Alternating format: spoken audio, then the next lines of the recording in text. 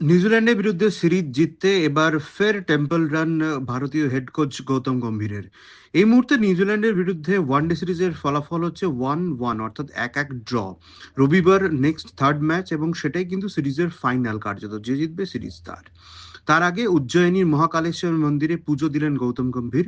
শুক্রবার ভোরে মহাকালেশ্বর মন্দিরে যান ভারতীয় কোচ। 12টি জ্যোতির্লিঙ্গের অন্যতম এই মন্দির, যা শিপ্রা নদীর তীরে অবস্থিত, এর প্রধান আকর্ষণ হলো ভোরের ভস্ম আরতি, যেখানে পবিত্র ছাই দিয়ে দেবাদিদেব মহাদেবকে পুজো করা হয়। জানা গিয়েছে সেই ভস্ম আরতির সময় উপস্থিত ছিলেন ভারতের হেড কোচ গৌতম গম্ভীর।